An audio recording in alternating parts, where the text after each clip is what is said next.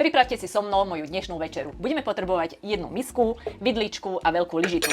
Skúsim to nahrať celé v jednom, aby som to nemusela prestrihávať, ale určite to zrýchlim. Takže 100 g mozzarelly strúhanej,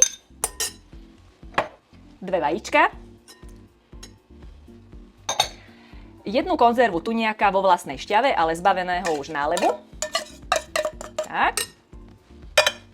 Pridáme nakrájanú papriku, nakrájanú petržlenovú vňať. To mi vypadáva. Dobre. Všetko to spolu zmiešame. Teraz to osolíme, okoreníme a pridáme mletú papriku. Ja pridávam údenú, trošku viac. A pridáme 2 polievkov lyžice špaldovej hladkej múky a ja nemám špaldovú. Nechcem vás odrbávať, teda klamať, ale náhodou som si zobrala obyčajnú múku. Takže 2 polievkové lyžice pridajte a všetko to spolu zmiešajte. Prečo som si zobrala vidličku? Nebojte sa tej múky, nedávame tam kilo, nič sa nestane. Proste dajte tam 2 polievkové lyžice. Keď to máme, tak zoberieme jednu neprilnavú panvicu a postriekame olivovým olejom. Tak.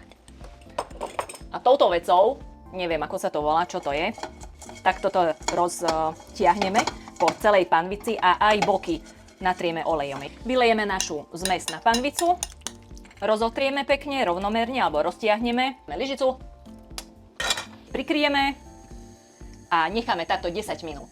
Stále som videla na videách, ako to fajnovo otáčajú na ten tanier, tak ideme to vyskúšať. Dúfam, že sa mi to podarí. Tak. Podarilo sa! Dobre. A šuchneme naspäť na panvicu. Tak. A prikryjeme ešte na 5 minút. Yes! Takže po 5 minútach si šupneme našu placku, alebo ako to budeme nazývať, neviem. Dajte mi nejaký názov tomuto celému. Teda dáme to na tanier. A potrieme ešte gréckym jogurtom bielým a oližeme. Zabijete ma, čili nôž sa neolizuje. Nevadí.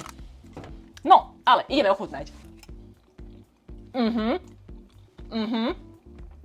Fajné to je. Kokso. Toto sa mi podarilo mega. Mňam.